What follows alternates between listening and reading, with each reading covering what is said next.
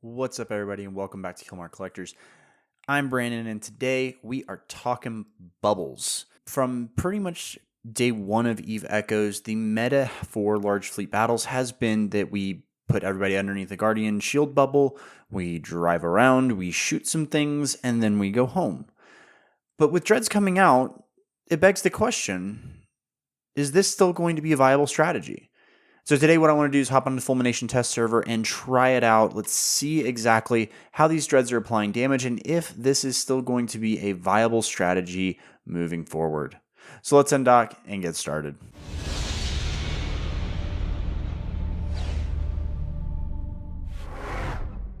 Having played around with the Dreads in the virtual interference test, I can tell you that they're a lot of fun in a lot of ways, mostly because they apply an insane amount of damage. They can one-shot battle cruisers and some battleships, and it really is just kind of a fun, different type of experience because you're just in this massive behemoth and you're just pot-shotting people.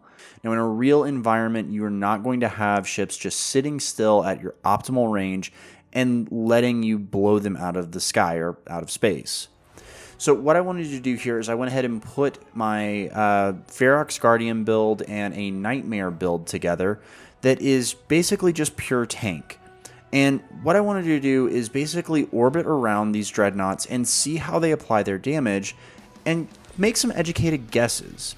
So real quick, let's take a look at our targets, and what I did is I went ahead with the Ferox Guardian, shield field mods, hardeners in here, a large extender so we get a little bit extra shield, and then the anti-EM and anti-thermal rigs plus the core extender. I took the same model, I put it into the Nightmare. I realized that you can get higher stats with these. I'm not trying to min-max here. That's not the purpose of this test. Now, the other thing that's really important with the shield bubbles is that it does increase the signature radius pretty substantially. And that's going to be really, really important because the capital weapons hit for crap. Whether it's the enormous explosion radius and slow explosion speed with the Phoenix or the abysmal tracking speed that you get with some of the other ships, the capital weapons are just not good for hitting anything smaller than another capital while it's moving. And with the Ferox, we're going to be going at almost 1,700 meters per second. And the Nightmare with the large afterburner is going to be going almost 1,200. So these definitely qualify as things that are going to be moving. Now, an important caveat here is that we still do not have skills for Dreadnoughts in the game. There's no capital weapon skills or capital command cruiser skills or anything like that. So the bonuses that we're getting are not as good as they will be. To help compensate for the lack of skills, what I have done here is I've put A-type mods, A-type damage mods in the low slots for all of these Dreadnoughts, and then I have done the highest level tracking computer, which is the Eagle tracking computer, or the highest level guidance computer for the Phoenix, which is the Hook guidance disruptor, or I'm sorry, the Hook guidance computer. Now with these, I was able to get optimal ranges well over 100 kilometers, and that's great, but the fact of the matter is that most fights right now are not occurring over 100 kilometers away. We're getting a little bit closer, typically 40 to 50 kilometers, and even if we weren't, I don't think that in a Dreadnought you're going to be able to dictate the range that you're engaging at.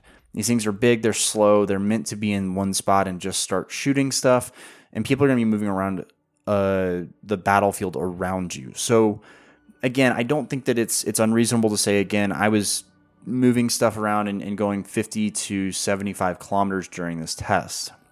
When we moved on to the Naglfar, whatever, again, however you say it, this one actually, in my opinion, was one of the top two. The autocannons in particular had pretty good tracking to hit the targets as they were moving. With the bonuses that the tracking computers gave it, it was able to reach out and apply pretty consistent and pretty good damage to the Ferox. Now, where I thought it really shined, though, was actually on the strike cannons. And I was, again, very surprised by this, but given the extreme fall off as opposed to the extreme optimal range, it actually performed very well as an alpha damage ship.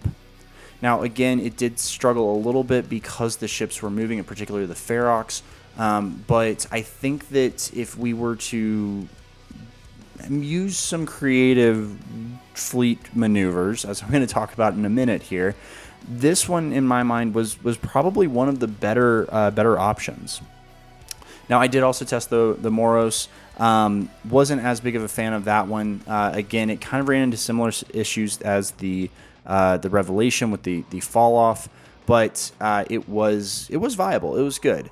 The snub nose guns just didn't quite reach out the way that I wanted them to, so yeah, it just wasn't quite as effective as the Naglfar. But it, again, functioned very similar in a lot of ways.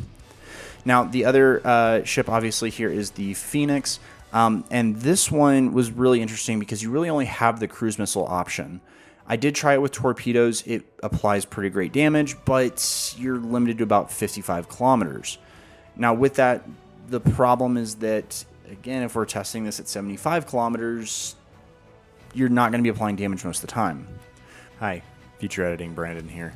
Realized I made a mistake with the Phoenix. It is still a fantastic ship, but when I was reviewing footage to put my notes together for this, I realized that I was looking at the damage when I had stopped the ship and not while it was still moving. It does still apply decent damage, but it's still not nearly what the Naglfar was, or even the Revelation with the beam lasers. So if the target is moving, and again, we're not just sitting on a station or something like that, I actually would probably rate this as one of the lowest ships, but if you are able to get that stopped, which again I'm going to talk about in just a minute, then this thing is a beast. So back to our regularly scheduled programming. So that brings me back to the question of, will Dreadnoughts negate the use of bubbles? And I think that the answer, just based off of this test, is pretty clearly no. The ability for a fleet to field 50 Logi for the price of one Dreadnought pretty clearly shows that you can Logi these things enough to keep them up. The resistances are still really good, that you can actually survive a lot of that DPS. All of these calculations are obviously based off of the ships moving and orbiting at fairly high velocities. If we slow those ships down, and we are actually looking at these from a stationary perspective, we end up applying pretty massive amounts of damage. So what does this mean, and what does it kind of mean for the meta? Well, for one, I think we're going to see a lot more interceptors, both of the T8 and T10 variety and the T4 variety.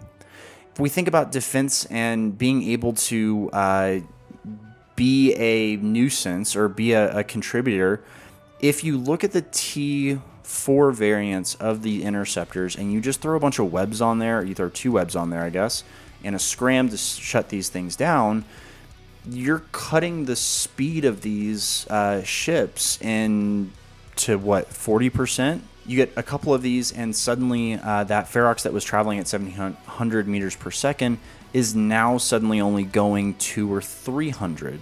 Especially if you're throwing a scram on one of those and shutting down the micro warp drive, it's going even lower. When we start looking at that, it only takes 2, maybe 3 Dreadnoughts, one cycle basically, especially if you're using the Phoenix, to completely destroy that shield. So if that's the case, what's going to happen is you would basically have an interceptor, intercept, tackle, slow the Guardian ships down as much as they possibly can, and hopefully be able to time it in such a way that those big heavy hitters are able to drop the hammer at the right moment. The other potential change that I could see is more fleets going to more of a armor doctrine. I don't think that it's necessarily going to be the most practical for a lot of fleets, but it is possible because at that point you're not having a large signature radius, and even if you do see the Guardian ship slowed, it's still going to be a really, really small target, and one that's going to be pretty difficult to hit for these big Dreadnoughts. I don't think it's something that we're going to see tomorrow, but I think that it is something that we will potentially see more of in the future, because those armor links don't have that massive signature radius penalty that you get when you're flying, basically a giant 7.5 kilometer ball through the middle of space. That's my thought on a very early view of the hopefully changes in the meta that I kind of was hinting at earlier. I think that this is an interesting test. I'm going to be curious to try it again, maybe once we get a few more skills. But I think that just based off of this and what I'm seeing, I don't think that the bubbles are going anywhere for a while, which is good or bad depending on how you look at it. I was expecting it to change the meta a little bit more and expecting to shake things up. I'm hoping that it still does. But again, just based off of this, I don't think it's really going to. But you guys let me know down in the comments below. Do you think that this is going to change the meta, or do you think that we're going to be still flying shield bubbles for the rest of our lives in Eve Echoes? Either way, I appreciate you guys sticking with me. Like and subscribe if you haven't already. And as always, remember, kill marks last forever. Fly safe.